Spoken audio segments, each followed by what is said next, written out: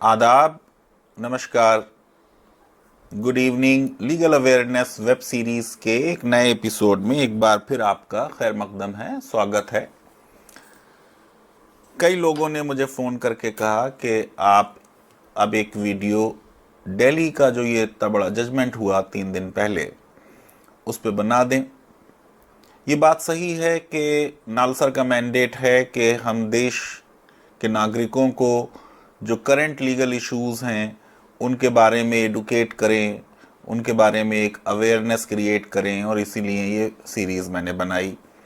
लेकिन मैंने उसी दिन इंडियन एक्सप्रेस के लिए एक आर्टिकल लिखा, रवीश कुमार के साथ सड़क पे से एयरपोर्ट में के आगे उसे उतर के एक शो किया, और फिर कल हिंदी में राष्ट्रीय सहारा में उसका अनुवाद छापा गया।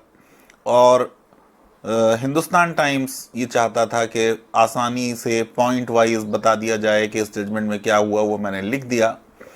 लेकिन क्योंकि देश में बहुत लोग ये चाहते हैं कि उनको वीडियो के फॉर्म में भी इस जजमेंट के बारे में बनाया जाए, इसलिए ये एक वीडियो हम आज बना रहे हैं। देखिए, इमरजेंसी के सुप्रीम कोर्ट ने कई ऐसे फैसले दिए जिनसे लोगों को ये लगा कि भारत के जो जजेस हैं वो कमिटेड जजेस हैं और वो सरकार के साथ जा रहे हैं। उससे सुप्रीम कोर्ट की जो इज्जत लोगों के दिल में थी कि ये इंडिपेंडेंट लोग हैं वो थोड़ी कम हुई।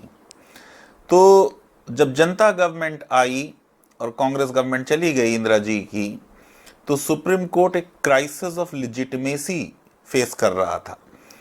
उसके अपने वजूद के बारे में लोग उसकी कितनी इज्जत करते हैं, कितने एहतराम से उसे देखते हैं, उस पर प्रश्न चिन्ह था। इसलिए सुप्रीम कोर्ट ने पब्लिक इंटरेस्ट लिटिगेशन के थ्रू और कई ऐसे फैसले दिए ताकि लोगों के दिमाग से ये बात निकल जाए कि जजेस जो हैं वो सरकार के अधीन हैं या सरकार पे सॉफ्ट हैं।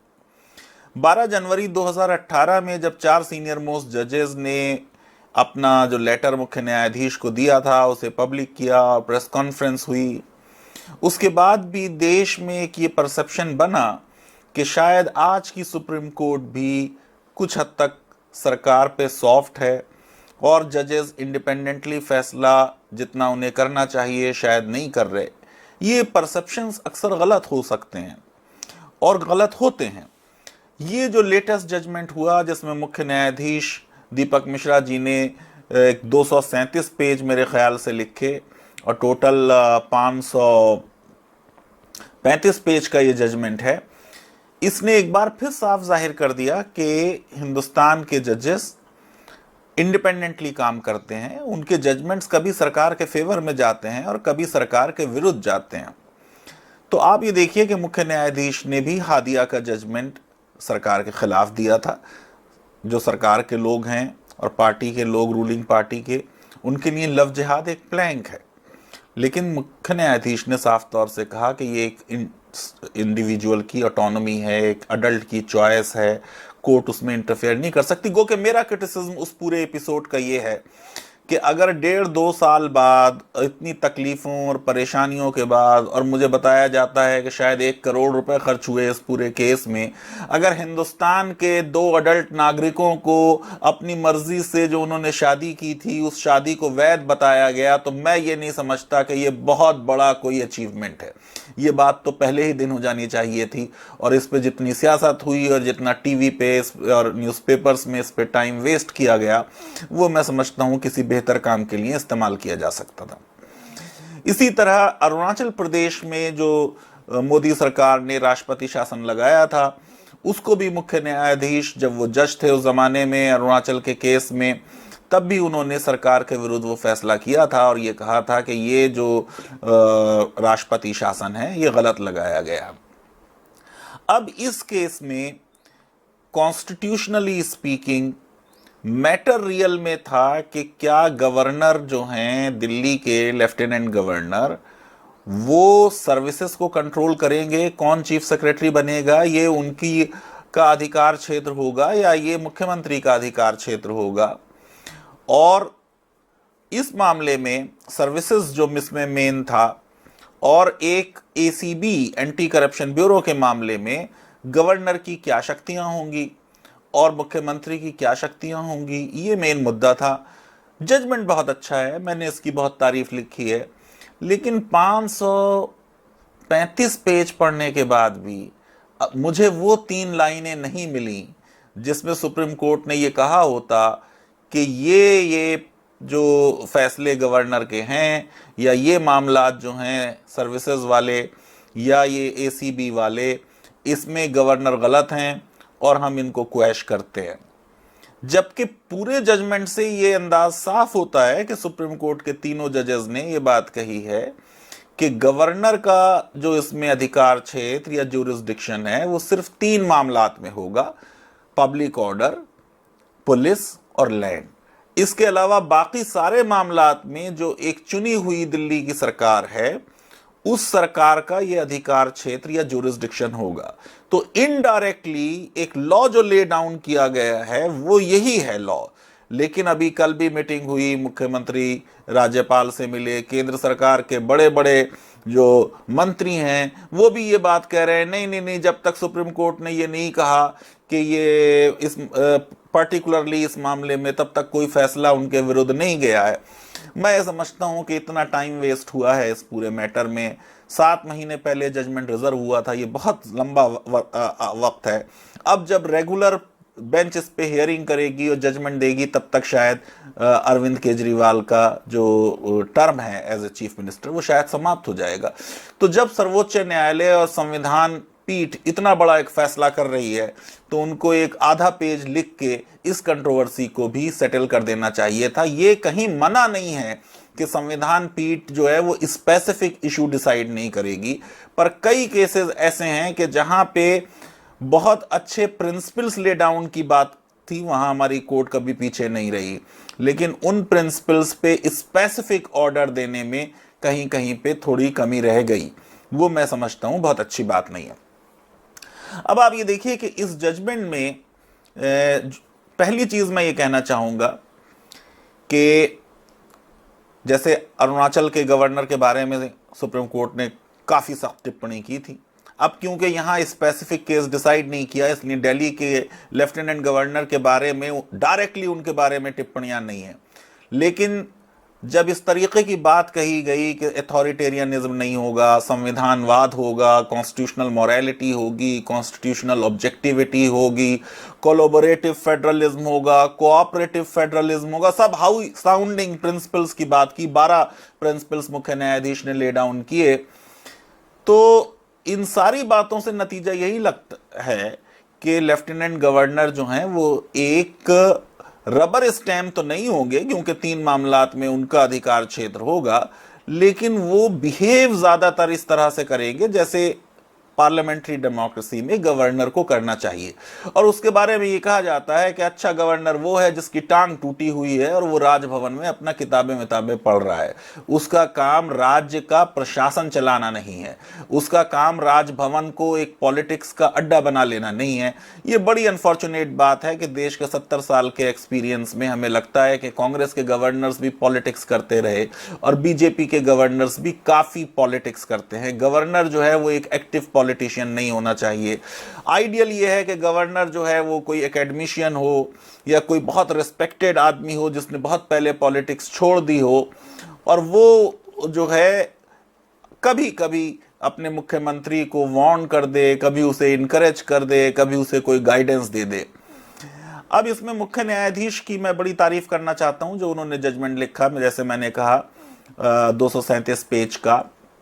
उसके साथ साथ जस्टिस डीवाई चंद्रचूड़ ने भी बहुत अच्छा जजमेंट लिखा और उन्होंने 4 प्रिंसिपल्स की बात की बुनियादी, मुख्य न्यायाधीश ने 12 प्रिंसिपल्स की बात की, लेकिन इन 4 प्रिंसिपल्स में डॉक्टर धनंजय चंद्रचूड़ ने सेकुलर आइडियोलॉजी की भी बात की और उन्होंने ये भी एक बार फिर साफ कर दिया, जो सरकार को अच्छा नहीं लगा होगा, कि ये कोई जो धर्मनिरपेक्षता है भारत में 1976 में नहीं आई। भारत का संविधान हमेशा से धर्मनिरपेक्ष था।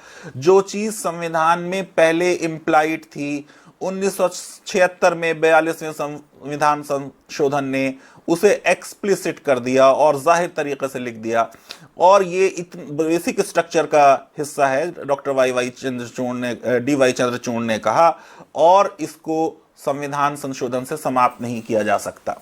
इन प्रिंसिपल्स की ब्रॉडली मुझे ये लगता है, जो 120 पेजेस में 12 प्रिंसिपल्स मुख्य न्यायाधीश ने ले डाउन किए हैं, कि ये principles are in the nature of basic structure. उन्होंने कहा नहीं है कि ये बेसिक स्ट्रक्चर है, लेकिन ये हाई साउंडिंग प्रिंसिपल्स हैं, और इन प्रिंसिपल्स को भी मैं समझता हूं कि अब संविधान संशोधन से नहीं बदला जा सकता।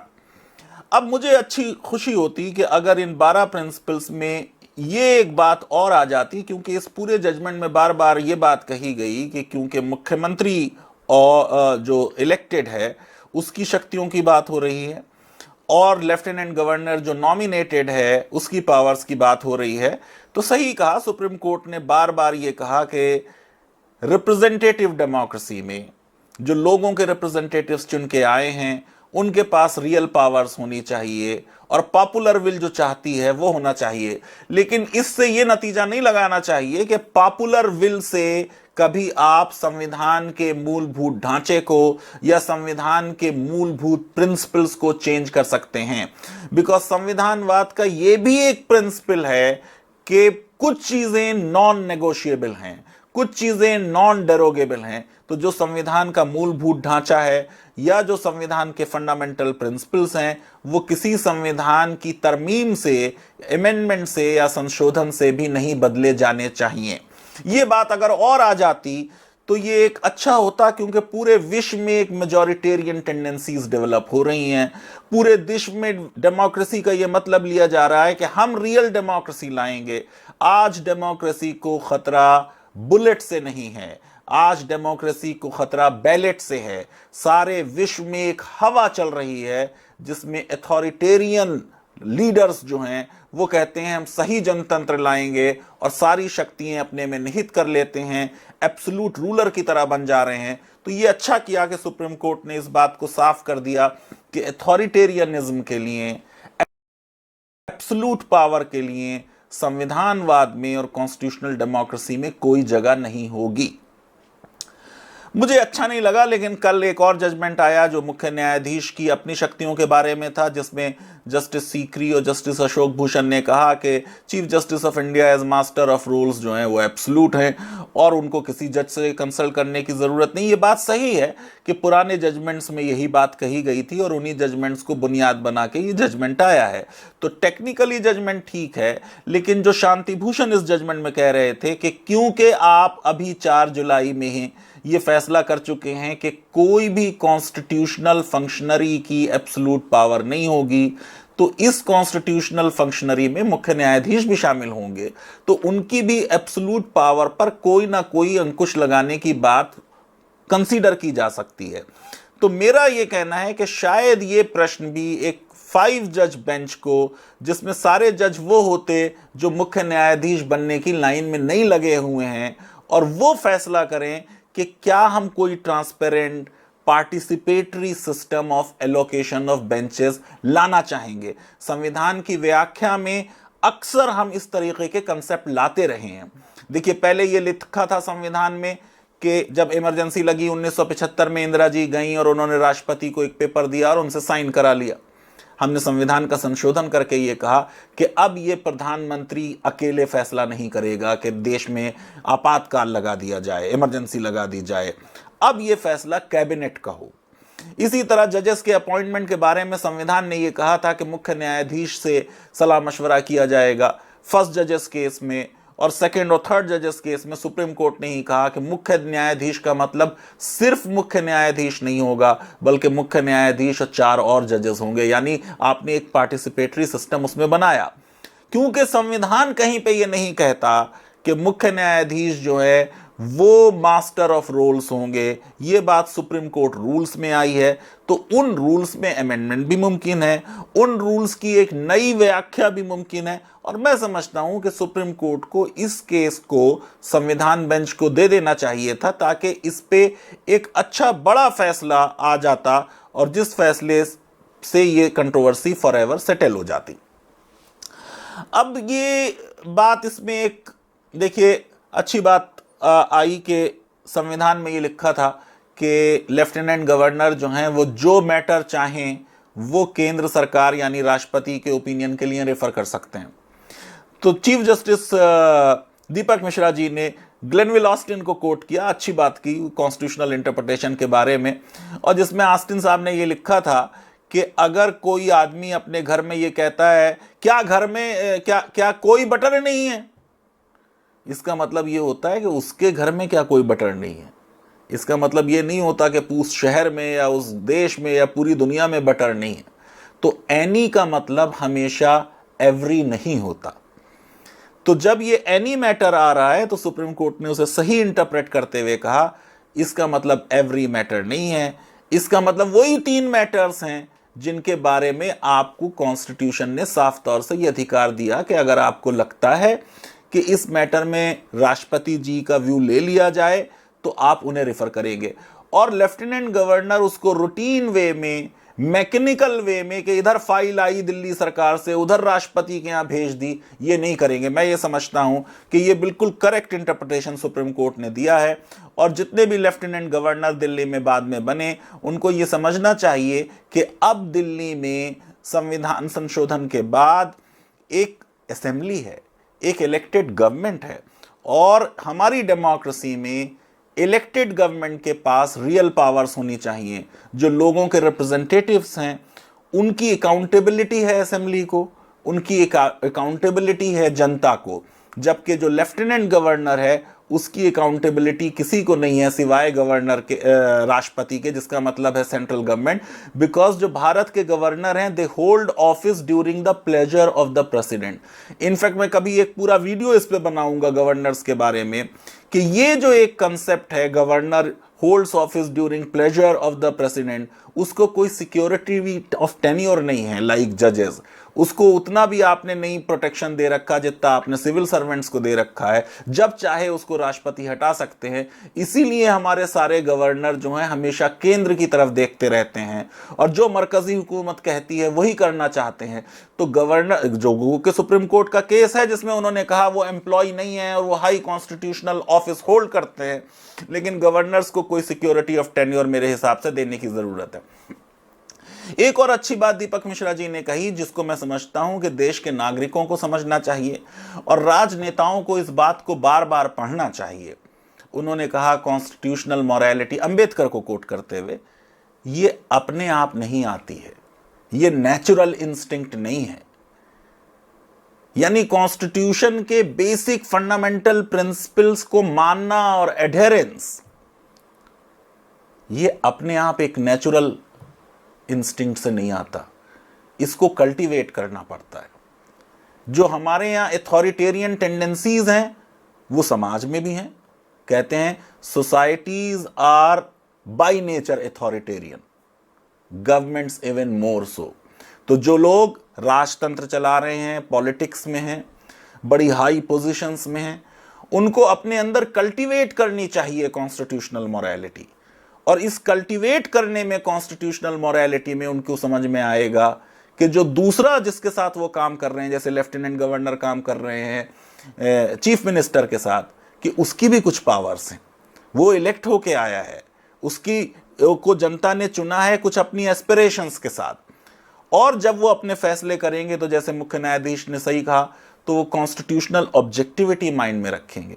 और गवर्नर जब मैटर्स को रिफर कर रहे होंगे तो वो सोचेंगे कि देश में एक कोऑपरेटिव फेडरलिज्म है, एक कोलैबोरेटिव फेडरलिज्म है। ये नहीं है कि राज्य सरकार को बिल्कुल हम जीरो कर दें और दिल्ली में गवर्नर के थ्रू विदाउट प्रेसिडेंट रूल एक केंद्र सरकार का शासन चलाएं। ये बात सही नहीं होगी। तो मैं ये समझता हूं कि ये मुख्य न्यायाधीश ने एक बहुत अच्छा प्रिंसिपल ले डाउन किया कि गवर्नर्स जब भी रिफर करेंगे मैटर्स को तो constitutional objectivity, constitutional trust, collaborative federalism, cooperative federalism, इन सब चीज़ों को अपने माइंड में रखेंगे। इसी तरह उन्होंने मुख्यमंत्री को भी कहा कि वो भी ये सोचें कि दिल्ली पूरी तरह एक स्टेट नहीं है, दिल्ली एक यूनियन टेरिटरी भी नहीं है पूरी तरह, तो ये पूरी तरह स्टेट नहीं है। गवर्नर ये ना समझें कि उनकी पावर किसी और यूनियन टेरिटरी के बराबर है, और चीफ मिनिस्टर ये ना समझें कि ये पूरी एक फुल फ्लेज स्टेट है। तो दोनों मिलकर साथ में एक हार्मोनियस वे में, कंस्ट्रक्टिव वे में काम करें, ना कि एक ईगो क्लैश दोनों करें। अब जरा सा मुझे लगता है कि केजरीवाल के हाथ से एक बहुत बड़ा मुद्दा चला गया। वो अपनी अब पुअर परफॉर्मेंस का ब्लेम गवर्नर को नहीं दे पाएंगे, इसलिए उनको अब और अच्छा काम करना चाहिए और गवर्नर साहब को अब सही स्पिरिट में इस जजमेंट के बाद ऑब्स्ट्रक्शनिस्ट एटीट्यूड खत्म करना चाहिए। केजरीवाल के रास्ते में रोड़े नहीं अटकाने चाहिए। उनको मान लेना चाहिए कि सर्वोच्च न्यायालय ने एटलीस्ट लॉ ले डाउन कर दिया है कि 3 मैटर्स के अलावा गवर्नर की और किसी मैटर्स में पावर नहीं है। अब यह अच्छा होता कि अगर सुप्रीम कोर्ट बहुत साफ तौर से ले डाउन कर देता कि क्या वो मैटर्स होंगे जो गवर्नर जो है प्रेसिडेंट को रेफर करेंगे। इन सब प्रिंसिपल्स की बात की गई कि इनको माइंड में रखेंगे। जस्टिस चंद्रचूड़ ने इसमें थोड़ा सा बेहतर फैसला दिया और उन्होंने कहा कि रेफर करते समय जो दिल्ली का एज नेशनल कैपिटल स्टेटस है वो और नेशनल इंटरेस्ट देखा जाएगा कि क्या उसको वो एडवर्सली इफेक्ट हो रहा है, तभी मैटर रेफर किया जाएगा। मैं समझता हूं कि अगर एक इलस्ट्रेटिव लिस्ट 4-5 एग्जाम्पल्स देते हुए आ जाती कि इस तरीके के मैटर्स रेफर किए जाएंगे, बाकी नहीं रेफर किए जाएंगे, तो जजमेंट में बहुत क्लैरिटी आ जाती। जस्टिस अशोक भूषण ने भी अच्छा जजमेंट लिखा है और वो भी हमारी बधाई के पात्र है। तीनों जजमेंट्स बहुत अच्छे हैं, लेकिन मैं ये समझता हूं कि एक संविधानवाद और लिबरल डेमोक्रेसी के लिए ये बात ज़रूरी है कि हम कॉन्स्टिट्यूशनल मॉरलिटी को कल्टीवेट करें। हम सब ये समझें कि हमारी सीमित पावर्स हैं, हमारी लिमिटेड पावर्स हैं, हमारी कोई अकाउंटेबिलिटी है और एक चेक एंड बैलेंसेस का सिस्टम, सेपरेशन ऑफ पावर्स और डिस्ट्रीब्यूशन ऑफ पावर्स का सिस्टम लाया गया है ताकि देश में रूल ऑफ लॉ हो, रूल ऑफ मैन ना हो। और जैसे चीफ जस्टिस ने जेफरसन को कोट किया कि गवर्नमेंट के पास जस्ट पावर्स जब होंगी जब देश की जनता के चुने हुए लोग उन पावर्स को जस्टली एक्सरसाइज करें। जो जनता की कंसेंट गवर्नेंस की है वो चुने हुए नेताओं के पास है, वो कंसेंट गवर्नर्स के पास नहीं है, लेफ्टिनेंट गवर्नर्स के पास नहीं है। तो आइडियली ना सिर्फ दिल्ली के लेफ्टिनेंट गवर्नर बल्कि सारे देश के लेफ्टिनेंट गवर्नर्स इस जजमेंट को पढ़ेंगे और इन भारत के जो फेडरल स्ट्रक्चर है और संघात्मक शासन है भारत का, उसको स्ट्रेंथन करने की मैं उम्मीद करता हूं आइंदा कोशिश करेंगे। यदि आपको लीगल अवेयरनेस वेब सीरीज़ का ये वीडियो पसंद आया हो तो मेरी आपसे विनती है कि आप घंटी दबा के law legal awareness web series को सब्सक्राइब करें ताकि जब भी हम कोई नया वीडियो अपलोड करें उसकी सूचना और ख़बर आपको फ़ौरन मिल जाए। बहुत बहुत शुक्रिया।